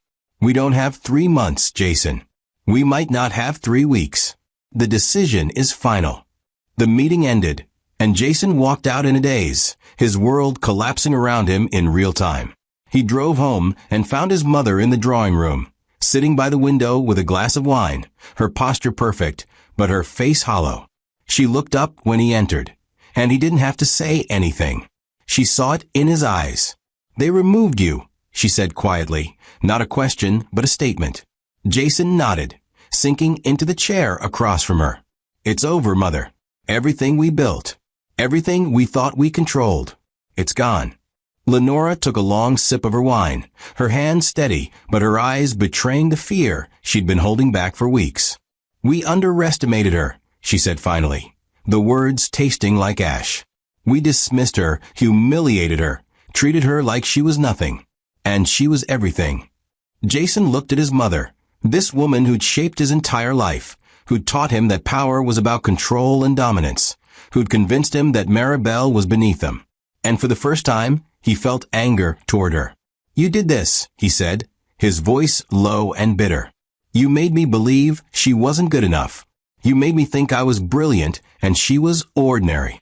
You destroyed my marriage and my company because you couldn't stand the idea that someone you deemed inferior was actually smarter than both of us combined. Lenora's eyes flashed. Don't you dare blame me for your weakness. I taught you to lead, to command respect, to maintain standards. If you'd done that properly, if you'd actually been the man I raised you to be, none of this would have happened. The accusation hung between them, sharp and cutting. And Jason realized with sudden clarity that his mother would never accept responsibility. She'd blame him, blame the market, blame external forces, blame anyone and anything except herself. Because admitting she'd been wrong about Maribel would mean admitting her entire worldview was flawed, and Lenora Hawthorne didn't do that. She was right about you, Jason said quietly. Maribel. She told me once that you only respect power you can see, and you were too blind to see hers. She was right, and I was too weak to defend her, because I was terrified of losing your approval. He stood up, exhausted beyond measure. I hope it was worth it, Mother. I hope maintaining your standards and protecting your pride was worth losing everything. The estate began to change in the days that followed. Staff members, sensing instability, started looking for other positions. The grand dinner stopped. The social events that had once filled the calendar disappeared. Lenora's friends, the ones who'd laughed at Maribel's expense and celebrated her humiliation, now distanced themselves, their phone calls growing less frequent, their invitations drying up. In their world, failure was contagious, and no one wanted to be associated with a family in collapse. The Hawthorne name, which had once opened doors and commanded respect, now carried the stench of decline. And through it all, Maribel's absence echoed louder than any presence ever had. Jason spent his days going through old files, old emails, old records of deals that had succeeded, trying to understand how he'd missed the pattern for so long. Every successful negotiation had followed a private conversation with Maribel. Every crisis averted had come after he'd asked her opinion. Every strategic pivot that worked had originated from her subtle suggestions. She'd been the engine, and he'd been the hood ornament, visible and decorative, but ultimately useless, without what powered him from within. The evidence was overwhelming, undeniable, and humiliating. He'd been living a lie, and she'd let him live it because she'd loved him. And he'd repaid that love by destroying her in public. One afternoon, Richard, the CFO who'd resigned weeks earlier, called Jason. I wanted you to hear this for me before it goes public, Richard said, his tone professional but not unkind. I've been hired as a consultant for a new venture, a private equity firm backed by someone with serious capital and even more serious strategy. They're targeting exactly the markets Hawthorne used to dominate. Jason felt his stomach drop. Who's backing it? He asked, though part of him already knew. Richard paused.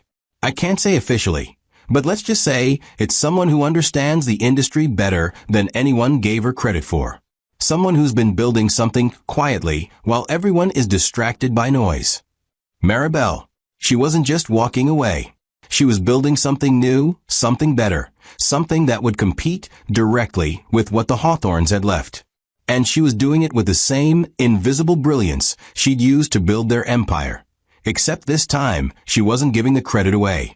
Lenora found out about Maribel's new venture 2 days later when Patricia, her former friend, called with barely concealed glee. Have you heard? Patricia asked, her voice dripping with false concern. Maribel Caldwell is launching her own firm, Investment and Strategic Consulting. And darling, the backing she has is extraordinary. People are saying she's going to revolutionize the industry.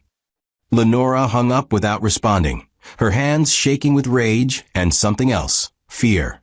Because if Maribel succeeded, if she built something that outshined Hawthorne, it would prove once and for all that she'd been the brilliant one, that everything they'd achieved had been borrowed, that the woman they'd called ordinary was extraordinary, and they were the ones who'd been unremarkable all along.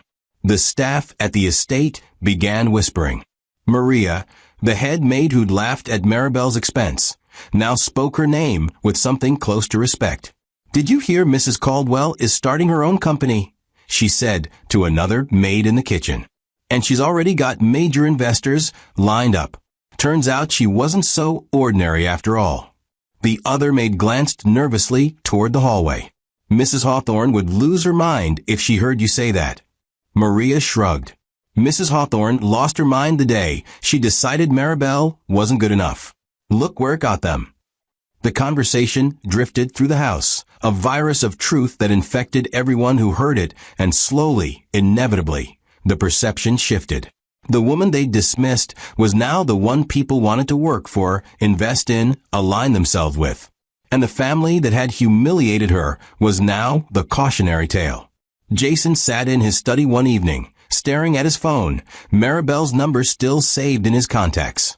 He wanted to call her, to congratulate her, to apologize one more time, to beg her to reconsider. But what would he say? That he was proud of her success while his own life crumbled? That he finally understood her worth now that everyone else did too? That he was sorry for taking so long to see what had been in front of him all along? None of it mattered. She'd moved on. She was building something new, something powerful, something entirely her own. And he was left sitting in a house that felt like a tomb, surrounded by reminders of a legacy that was never really his. Do you think the Hawthorns deserve this? Do you think Maribel should feel any sympathy for them? Or is this exactly the justice they earned? What would you do if you were Maribel? Would you compete against them? Or just let them fade into irrelevance? The empire had collapsed. Not with a dramatic explosion, but with a slow, inevitable decay of something that had never been as strong as it appeared. The Hawthorns had ruled their world with arrogance and control, convinced their power was absolute, convinced they were untouchable. And they'd learned the hardest lesson of all. Power built on borrowed brilliance doesn't survive when the source of that brilliance walks away. Maribel had left. And in leaving, she'd taken everything that mattered with her. Not their money, not their reputation, but their foundation, the invisible architecture that had held everything together. And without her, they discovered they were nothing but a beautiful facade hiding empty rooms. The collapse wasn't Maribel's doing. It was theirs. She just stopped preventing it. And sometimes that's all it takes to reveal the truth. Stop saving people who never valued you, and watch them face themselves for the first time. Maribel woke on her 47th birthday to the sound of waves crashing against the shore. She'd rented a small beach house for the week, something modest and private, far from the city and even farther from the life she'd left behind. The morning sun poured through sheer curtains, painting the room in soft gold. And for the first time in years, maybe the first time ever, she felt completely at peace. No staff hovering. No one is waiting to correct her posture or critique her choices. No husband seeking advice he'd never credit her for. No mother-in-law orchestrating her humiliation. Just silence. Beautiful, liberating silence. She made herself coffee, walked out onto the small deck, and sat at a weathered wooden table overlooking the ocean. The water stretched endlessly before her, vast and unbothered, moving to its own rhythm, without needing permission or validation from anyone. She understood that feeling now. Her phone sat on the table beside her, notifications turned off, but she glanced at it once, and saw messages she'd expected, but hadn't opened. One from Richard, her former CFO, now working with her new firm, confirming that 3 major investors had committed funding for the next phase of expansion. One from Jennifer, her attorney, letting her know the divorce settlement had been finalized. Jason had agreed to her terms without contest, probably because he had nothing left to fight with. And one from an unknown number that she almost deleted before curiosity made her open it. It was from Maria, the head maid from the estate. Mrs. Caldwell, I know I have no right to reach out, but I wanted to say I'm sorry for how I treated you. You deserved better from all of us. I hope you're well. Maribel stared at the message for a long moment, then deleted it without responding. Some apologies came too late to matter. She thought about the past year, about everything that had unraveled and everything that had been rebuilt. The Hawthorne Empire had collapsed completely 3 months ago. Jason had been removed from the board entirely. The company sold off in pieces to competitors who'd circled like vultures the moment they sensed weakness. Lenora had retreated from public life. Her social circle vanished. Her influence reduced to nothing. The estate was on the market, too large and too expensive to maintain without the income that had sustained it. Everything they'd built, or thought they'd built, was gone. And Maribel had watched it happen from a distance, not with satisfaction, but with the calm understanding that some collapses are necessary. Some structures need to fall so better ones can rise in their place. Her own firm had launched 6 months ago, quietly at first, then with momentum that surprised even her. She'd reached out to contacts she'd cultivated over years. Investors who remembered her intelligence, even if they'd never known her name. Partners who'd sensed her influence behind Jason's decisions and had always wondered about the woman in the background. She'd built a team of brilliant people, most of them women, who'd been underestimated in their own careers, who understood what it meant to be invisible and indispensable at the same time. Together they'd created something powerful, a consultancy that didn't just advise on strategy, but fundamentally reimagined how companies valued intelligence, collaboration, and the voices they'd been ignoring. Within months, they'd secured clients the Hawthorns could only have dreamed of. And Maribel did it all under her own name, taking credit for her own work, building something that belonged entirely to her. She stood and walked down to the beach, her bare feet sinking into cool sand, the ocean breeze lifting her hair. She thought about the woman she'd been when she first entered the Hawthorne estate, hopeful, willing to shrink herself to fit, believing that love meant sacrifice and endurance.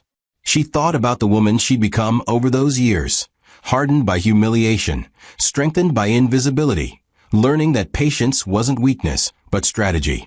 And she thought about the woman she was now, free, powerful, unburdened by the need to prove herself to people who'd already decided she wasn't worth seeing. The journey hadn't been kind, but it had been necessary. Because sometimes you can't know your own strength until you're forced to carry weight no one acknowledges. And sometimes you can't know your own worth until you walk away from people who refuse to see it. Her phone rang, breaking the peaceful silence. She almost didn't answer, but the name on the screen made her pause. Michael Chun, the investor who'd reached out months ago when everything first started falling apart. She answered. Michael, good morning. His voice came through warm and professional. Maribel, I hope I'm not interrupting. I wanted to be the first to tell you. The consortium approved the funding. $200 million for the next expansion phase. You've officially become one of the most well-backed consultancies in the industry. Congratulations. Maribel smiled, the achievement settling over her not with pride, but with quiet certainty. Thank you, Michael. I appreciate your faith in what we're building. He laughed softly. Faith had nothing to do with it. I've watched you work for years, even when no one was giving you credit. This was always just a matter of time. After the call ended, Maribel sat back down at the small table, looking out at the ocean, and allowed herself a moment to reflect on what that funding meant. It meant her firm could compete with anyone. It meant the strategies she developed, the insights she'd refined, the intelligence she'd given away for free for so long, now had a platform where they'd be recognized, valued, and compensated properly. It meant she'd built something that would outlast the Hawthorne name, something that would prove once and for all that the woman they'd called ordinary had been extraordinary all along. But more than any of that, it meant she was free. Free from needing their approval. Free from carrying their weight. Free from sacrificing herself for people who saw her sacrifice as an obligation rather than a gift. Later that afternoon, as she walked along the shore, she saw a figure in the distance approaching. Her first instinct was to turn back to protect her solitude, but something made her stay. As the figure got closer, she recognized him. Jason. He looked different, thinner, older, tired in a way that went beyond physical exhaustion. He stopped a few feet away, his hands in his pockets, his expression uncertain. I didn't know you'd be here, he said quietly. I'm staying at a rental down the beach, trying to clear my head, figure out what comes next. Maribel studied him, this man she'd once loved, once believed in, once given everything to. What do you want, Jason? She asked, her voice neutral. He looked at the ocean, avoiding her eyes. I don't want anything. I saw you walking, and I thought I should say something. Tell you, I'm glad you're doing well. Tell you I finally understand what I lost. Tell you, he stopped, his voice catching. Tell you I'm sorry. Not because I need you to forgive me. I know that's not happening. But because you deserve to hear it without me asking for anything in return. Maribel felt something shift in her chest, not forgiveness, but closure. You're right, she said. I do deserve to hear it. But apologies don't undo damage, Jason. They don't give me back the years I spent being invisible. They don't erase the humiliation you put me through. They're just words. And words are the easiest thing to give when you've lost everything else. Jason nodded, his jaw tight. I know words aren't enough. Nothing's enough. But I needed to say them anyway. He paused, then added, "You are always the brilliant one. I see that now. Everyone sees it now. And I'm sorry it took losing everything for me to admit it." Maribel looked at him, this broken man who'd once had everything and squandered it through arrogance and weakness, and felt something she hadn't expected. Not sympathy, but understanding. "You didn't lose everything because you lost me, Jason. You lost everything because you never knew who you were without me. And when I left, you had to face yourself for the first time. That's not my fault. That's yours. You built your identity on borrowed brilliance and called it your own. And when the source disappeared, there was nothing left." She turned to walk away, then paused and looked back. "I hope you find yourself, Jason. I really do. But you won't find yourself by looking back at what you lost. You'll find yourself by accepting who you actually are and building from there." She walked away, leaving him standing on the beach, and didn't look back. Not because she was cruel, but because she'd learned the most important lesson of her life. You can't save people who don't know they need saving. You can't fix people who refuse to see they're broken. And you can't give people worth if they've decided they already have it without you.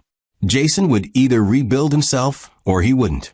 Lenora would either accept responsibility or she wouldn't. The Hawthorne legacy would either find new life or it wouldn't. None of it was Maribel's concern anymore. She'd given them years of her life, years of her intelligence, years of her dignity. She had nothing left to give them. And more importantly, she didn't want to. That evening, Maribel sat at the same small table on the deck, watching the sun set over the ocean, painting the sky in shades of orange and pink and gold. She thought about the question people had asked her over the past months. Did she feel vindicated watching the Hawthorns fall? Did she feel satisfied seeing them face consequences? Did she feel powerful knowing she'd been the foundation they'd never appreciated? The answer was simpler than anyone expected. She didn't feel vindicated. She felt free. She didn't feel satisfied. She felt peaceful. She didn't feel powerful. She felt whole. Because power wasn't about watching your enemies fall. It was about building something so strong, so true, so entirely your own that their fall became irrelevant to your rise.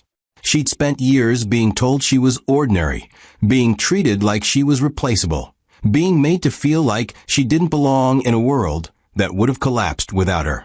And she'd endured it with grace and patience, not because she was weak, but because she was strategic. She'd known, even when she couldn't articulate it, that endurance builds strength, that invisibility builds insight, and that underestimation builds power in ways the underestimators never anticipate. The Hawthorns had dismissed her, humiliated her, and destroyed her publicly. And in doing so, they'd freed her to become everything she was always meant to be. Not their shadow, but her own light. As the last rays of sun disappeared below the horizon, Maribel raised her coffee cup in a quiet toast to herself. To the years of silence that taught her strength. To the years of invisibility that taught her insight. To the years of humiliation that taught her resilience. And to the freedom she'd earned by walking away from people who only valued her when they were desperate. She'd survived. She'd rebuilt. She'd thrived. And she'd done it all without bitterness, without revenge, without needing to destroy anyone else to prove her worth. She'd simply stopped holding up people who didn't appreciate being held up. And in letting them fall, she'd learned to fly. Do you think Maribel's story is about revenge or freedom? Do you think the Hawthorns learned their lesson, or will they make the same mistakes again? What would you do if you were Maribel? Would you ever look back, or is walking away the only real victory? The ocean answered with another wave, indifferent and eternal, and Maribel smiled. She knew the answer. Walking away wasn't running. It was choosing yourself. And sometimes that's the bravest thing you can do. The Hawthorns were her past. Her firm was her present. And the future? The future was hers to build, uncredited to no one, invisible to no one, underestimated by no one. The woman they called ordinary had become extraordinary, not by proving them wrong, but by refusing to let their wrongness define her. And that, in the end, was the most powerful revenge of all, living well, living free, and living entirely on her own terms.